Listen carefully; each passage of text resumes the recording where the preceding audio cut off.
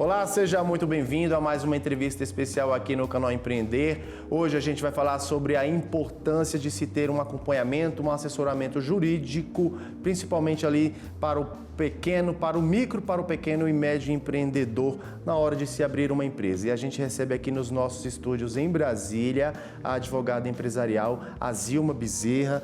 Zilma, seja muito bem-vinda ao nosso canal Empreender e obrigado por aceitar e por participar aqui com a gente dessa entrevista, desse bate-papo tão especial. Oi, Bruno, eu que agradeço, o convite. Estou muito feliz em poder contribuir com vocês, com o programa, com esses primeiros passos dos pequenos, dos médios empreendedores. É como a gente estava conversando, Zilma? A gente sabe da dificuldade, desses empreendedores, desses futuros empreendedores que têm um sonho, desejam ter o próprio negócio, querem abrir a empresa, querem começar, querem dar o pontapé inicial, mas tudo isso, é claro, é preciso, é fundamental que se faça um planejamento, Isso. Como nós estávamos conversando, empreender é viver de um sonho. E apesar de viver de um sonho, é preciso planejamento, E quando nós falamos de planejamento, Bruno, a gente não precisa fazer um grande planejamento, você está no início. Uma folha de papel, você desenhar o que você quer fazer, com quem você quer fazer e quais os seus primeiros passos. Já é um planejamento.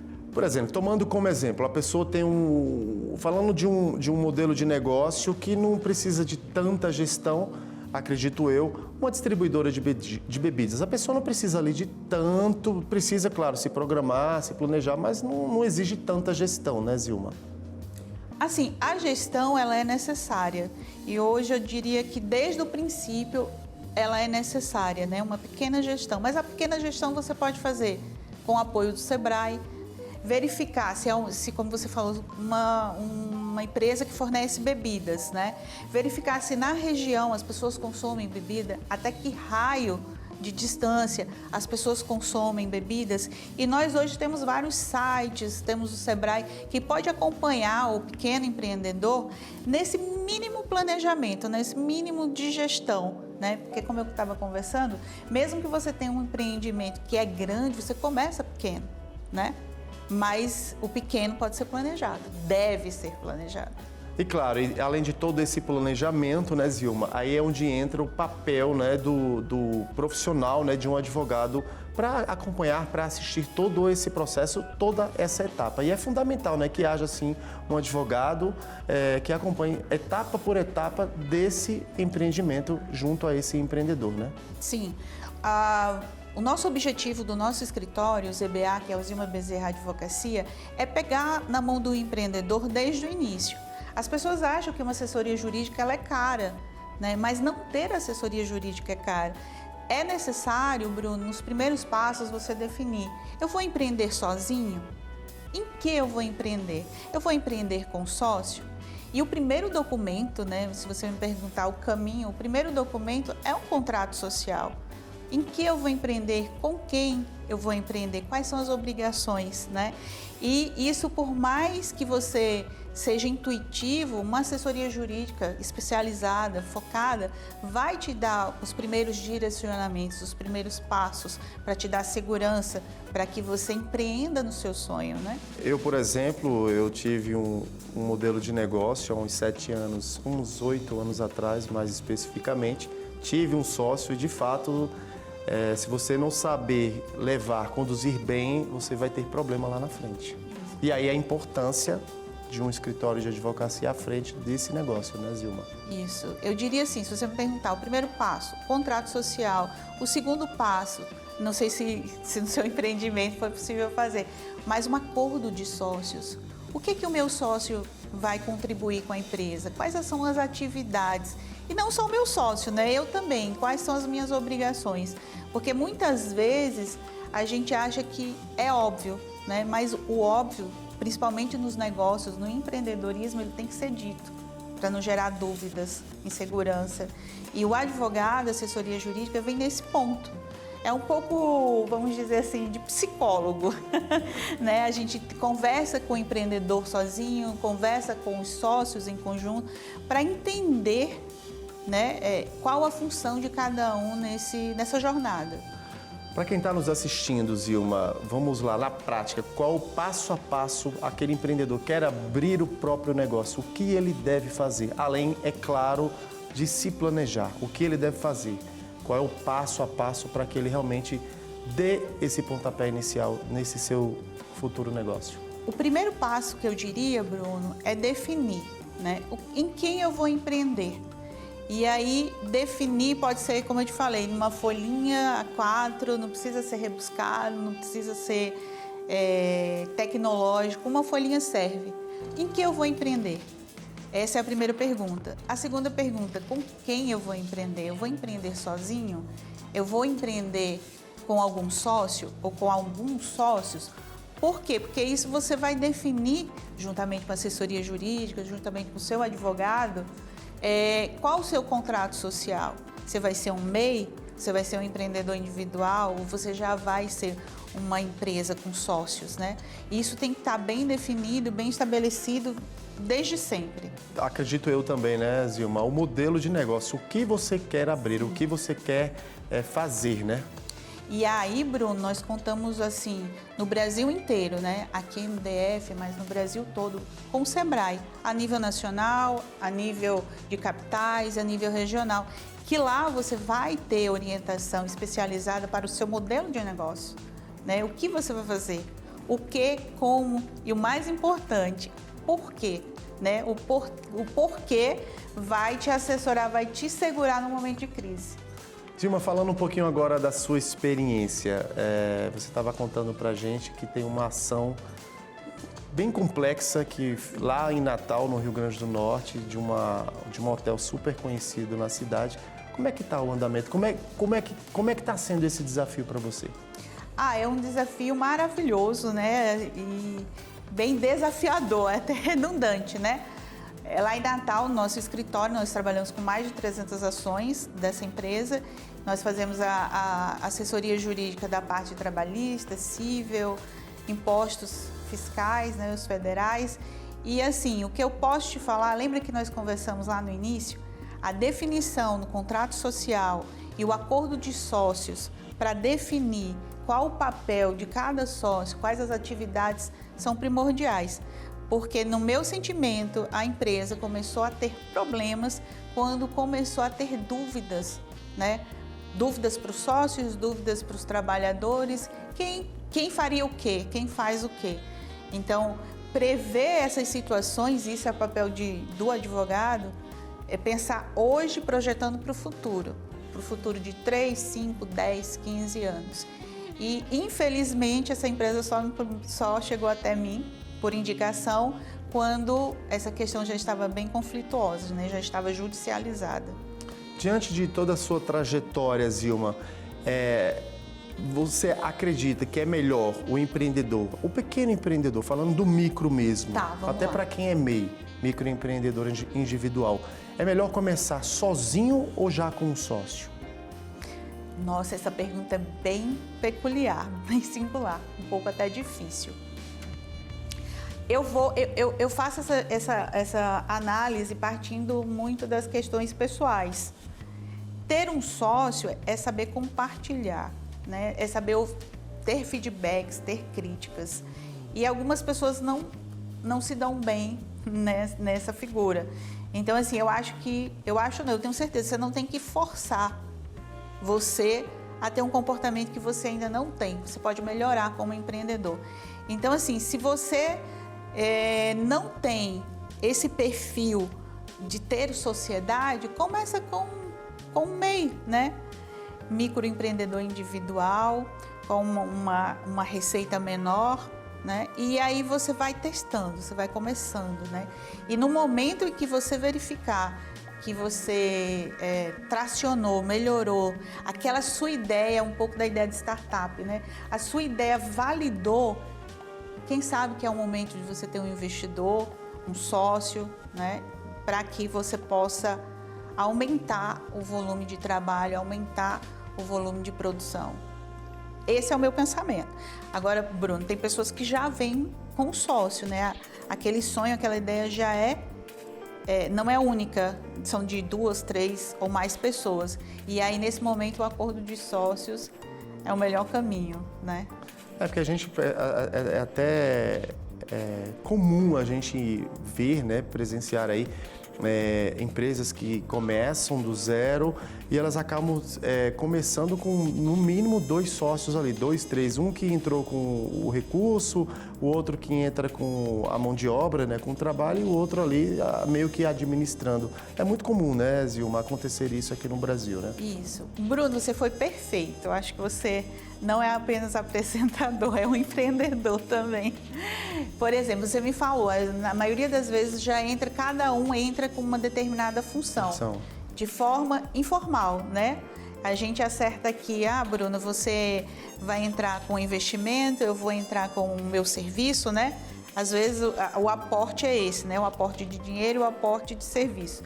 Mas o importante é o acordo de sócios, é o contrato social, em que preveja o que Bruno, como investidor, vai ter direito, né? O que Bruno, como investidor daquela empresa, vai ter que fazer. E eu, como a investidora de serviço, de trabalho, quais são as minhas funções, né? O que eu tenho que fazer? Porque até muitas vezes a nossa memória é curta, né? A gente esquece o que a gente acertou, isso é comum, não é muito difícil de ocorrer, não. E se está no papel, é só relembrar. É verdade, eu passei por essa experiência. Zilma, a gente vai... A gente vai para um rápido intervalo e daqui a pouquinho a gente volta com mais esse bate-papo especial, nessa entrevista especial com a Zilma Bezerra. Não saia daí.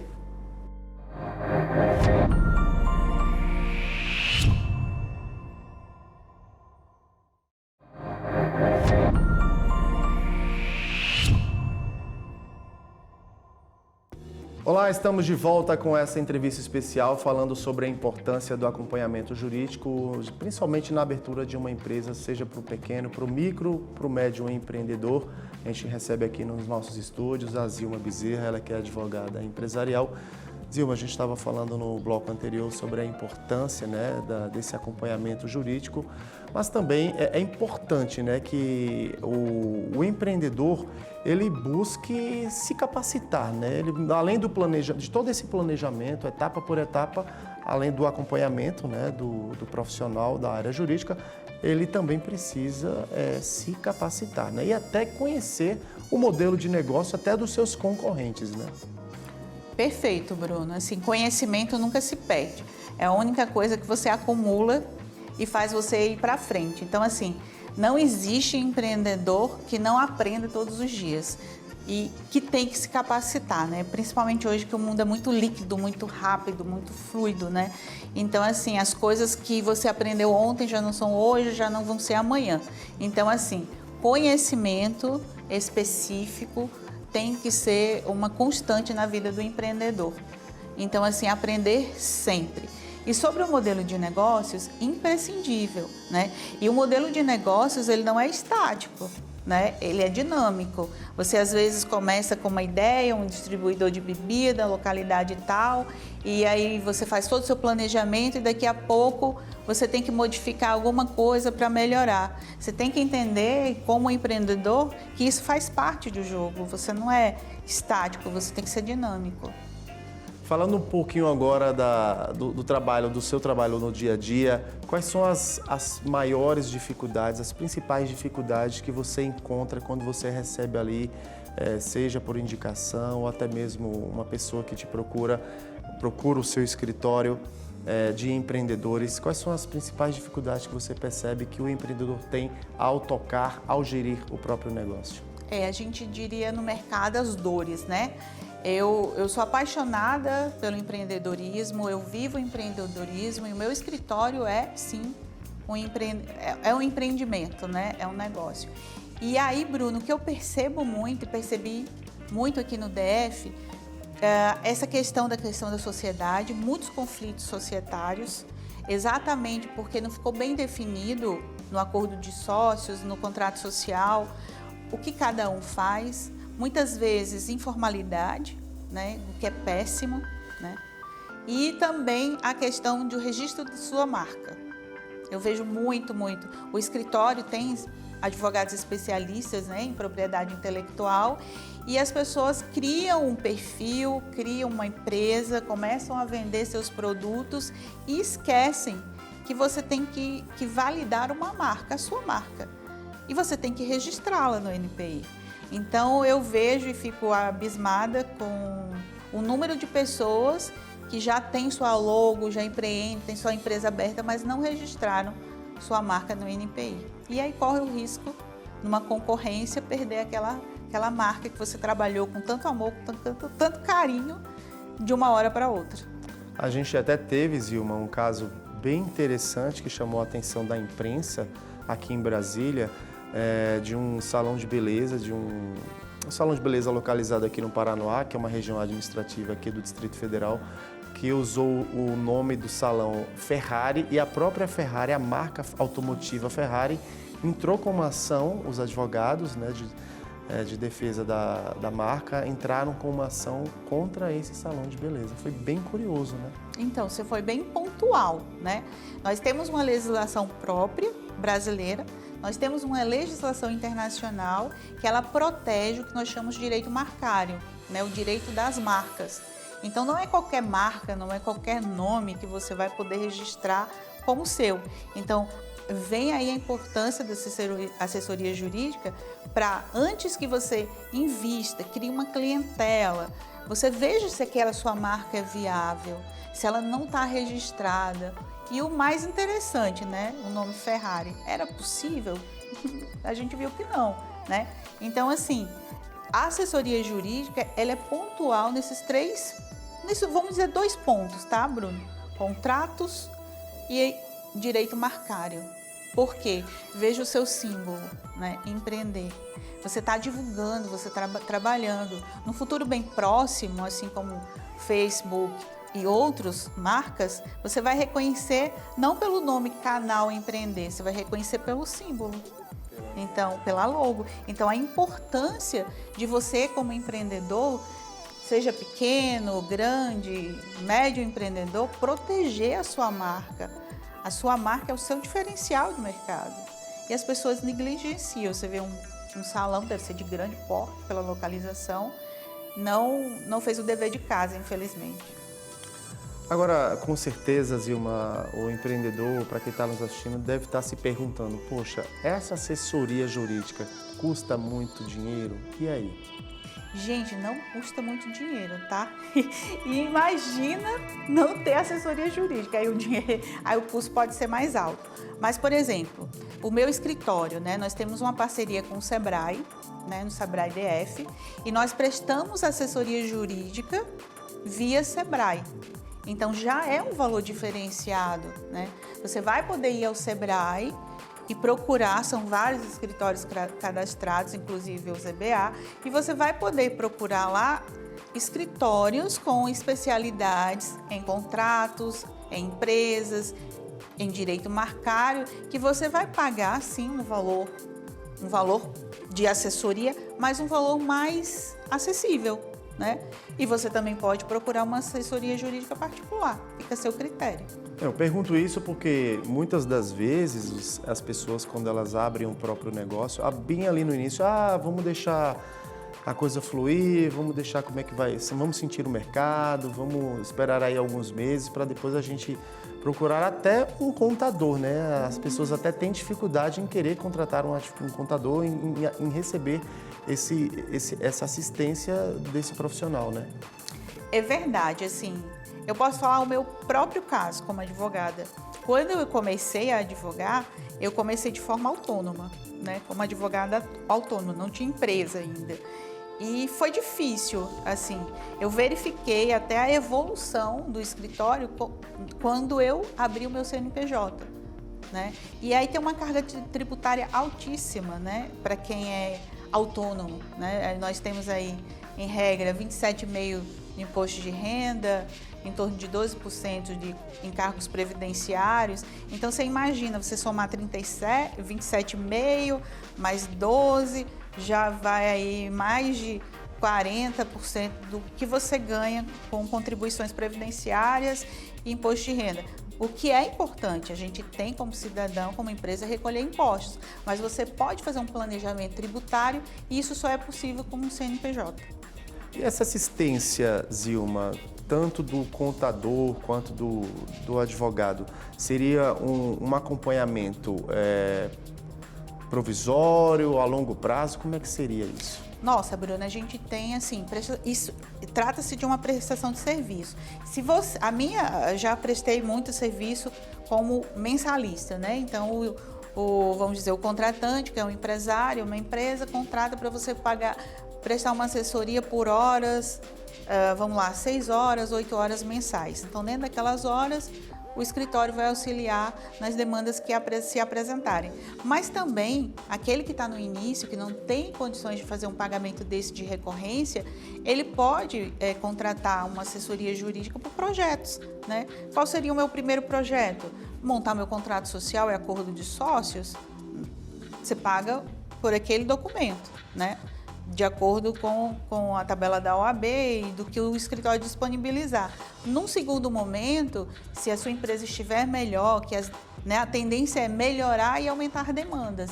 E aí você vê um contrato mensal, mas você pode fazer por serviço, né, por obra, ou pode fazer de forma mensal. Aquilo que caiba no seu bolso.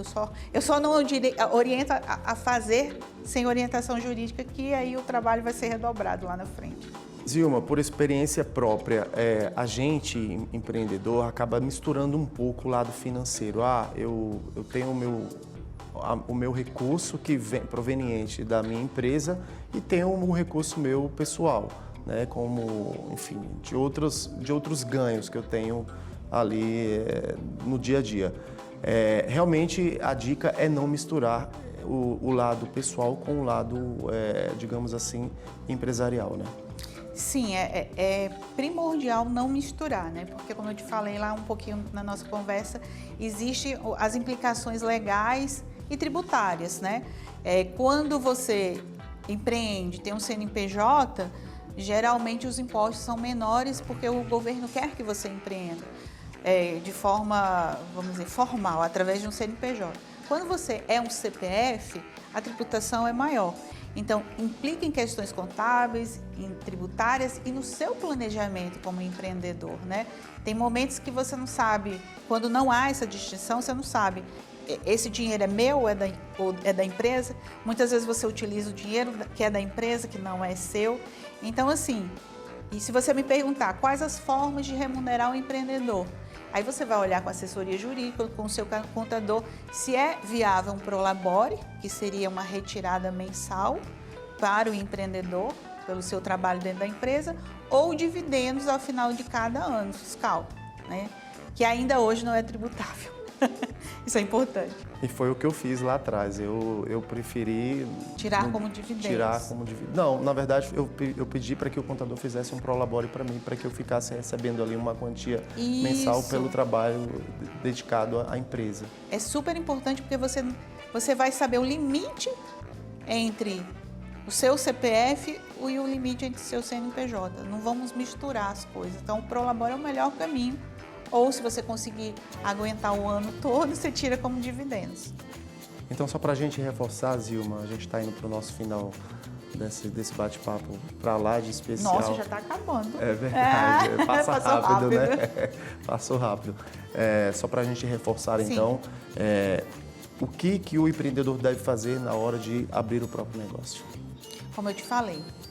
Só para a gente reforçar, isso ficar bem claro. Isso, um mínimo de planejamento. Pega uma folhinha, coloca lá, faz um plano de negócios na folha. Você fez isso no seu também? Não, porque na verdade, no meu caso, eu acabei adquirindo uma franquia que já existia, que ainda existe aqui no Brasil. E aí eu praticamente peguei o modelo de negócio pronto, digamos assim, né? Então você já teve o seu planejamento, né? Quando você pode contratar um planejamento, que é um modelo de negócio, que o Sebrae faz isso muito bem, você já vem com o seu modelo de negócio pronto, estudado. Se você não pode, se você é aquele microempreendedor mesmo, vamos usar o termo entre aspas, raiz, está iniciando, está vindo do zero, pega uma folhinha, coloca o que vou empreender, com quem vai empreender, é muito importante. Vou tirar Prolabore, né? Eu acho que isso é o primeiro passo. Agora, Zilma, eu vou abrir o próprio negócio. O que fazer? Guardar uma reserva para capital de giro para os próximos meses, pensando ali no futuro próximo para se resguardar, ou tomar um empréstimo? Nossa, é uma pergunta bem difícil. Se você tiver como ter reservas próprias, é melhor começar com as reservas próprias. Mas lembrando que reservas próprias para a empresa. Lembrando que você vai ter, dependendo da sua situação, se você vai ser dedicação exclusiva ao seu negócio, você vai ter que se manter como pessoa, Exatamente. né? Então, assim, o que eu faço pontualmente? O melhor seria 6 meses de reserva pessoal e a reserva para aquelas contas, né, recorrentes do seu empreendimento. Se você não conseguir 6 meses, 4 meses, uma margenzinha mais segura. Isso é para a reserva pessoal da pessoa, as Isso. despesas pessoais que ela tem fora da empresa. Fora da empresa. Entendi. Porque quando a gente começa a empreender, a gente tá animado, né? É verdade. Tá assim, Empolgado, empolgadíssimo. vai dar certo. É a minha mina de ouro e tal. E empreender é difícil, não é fácil, né? Principalmente no nosso Brasil, que tem umas oscilações. Mas, se você tiver dedicação 100%, tiver como garantir 4, 6 meses da sua sobrevivência, eu te garanto que você vai empreender mais tranquilo, né? Mas o que não é, infelizmente, a realidade da maioria dos brasileiros. E a Zilma também é uma grande empreendedora, inclusive foi ganhadora do prêmio Mulheres de Negócios do Sebrae, né? Sim, sim. Empreender tá na veia. Perfeito, Zilma Bezerra, muito obrigado pela sua presença aqui com a gente, por trazer essas dicas tão valiosas para quem quer empreender, para quem quer abrir o próprio negócio. E até uma próxima oportunidade. Eu quem agradeço a todos, a você, Bruno. E estamos aí, se precisar de uma assessoria jurídica. Fica a dica. Obrigada. É isso aí, gente. Mais um programa especial fica por aqui e até o próximo encontro.